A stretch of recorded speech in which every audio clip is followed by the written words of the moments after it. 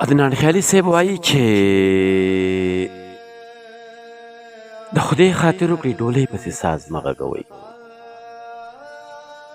د خدای خاطر وکړئ ډولۍ پسې ساز مه غږوئ. دې کې د چا د مړ ارمان جنازه هم کیدی شي.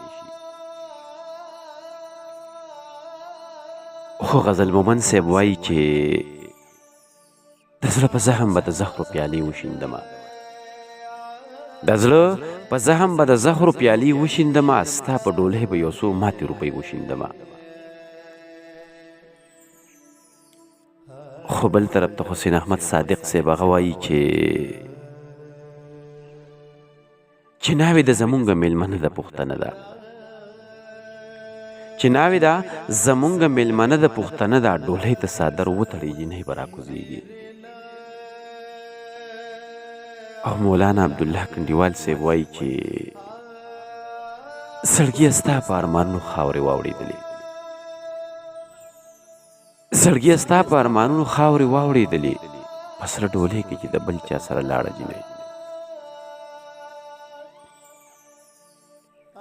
او سپین غره بریدي صاحب وایي چې ډولۍ به درته جوړه کړي تیاره به دې کړي.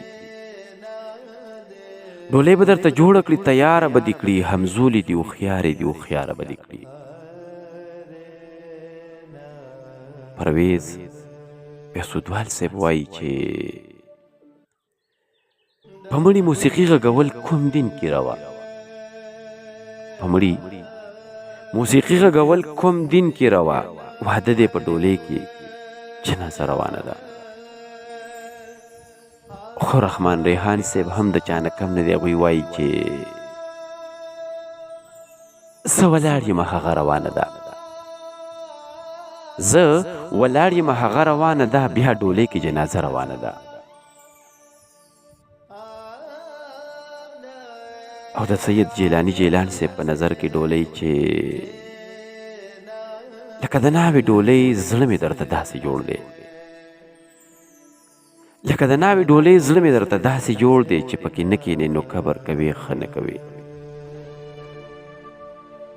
او چې بیا راشو د الفاظو ستمګر رحمت شاه سایل صاحب طرف ته هغوی وایي چې سایله ښار د پښتنو مې په دې وپېژندو. سایله ښار د پښتنو مې په دې وپېژندو. په مړي ویر نه و ډولۍ پسې سندرې نه وې. او مسکان خټک وایي چې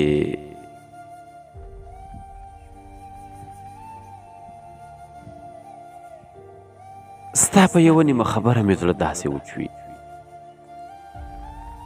ستا په یوه نیمه خبره مې زړه داسې وچوي لکه ډولۍ کې د مجنون په کور لیلا تېرېږي.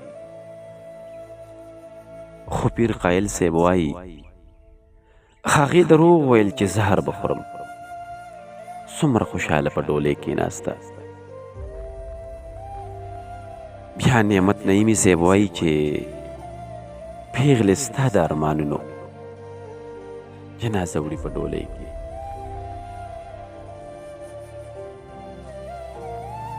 او جمیل خان جمیل صاحب وایي کوڅه په کوڅه رود دی د سرو وینو بهیږي. کوڅه په کوڅه رود دی د سرو وینو بهیږي. راغستې په اوږو د چا ډولۍ په خوب کې وینم. او ممتاز حسین صاحب وایي چې موږ د شهید جنازه هم په خندا وړو په اوږو. موږ د شهید جنازه هم په خندا وړو په اوږو. دغه ډولۍ به دې کوڅه کې په ماتم نه ځي. او رحمان نادان صاحب وایي چې تماشه و تماشې نه خبر نه شوم. زه د خپل وجود سایې نه خبر نه شوم. راکتلې د سرې ډولۍ نه څه و هغه مانه زه هغې نه خبر نه شوم. خو تاجولي صنم صاحب هم د چا نه کم نه دی. هغوی وایي چې په دې غږ پسې کڼه شي واده مشي. د ډولۍ په ارمان مړه شي واده مشي. تورې څڼې دې د مور په کور شه سپینې ته د مور په کور زړه شي واده مشي. زاهد هجران صاحب وایي چې له زړه دنیا مې پسې ورانه شوله ډولۍ ته وخته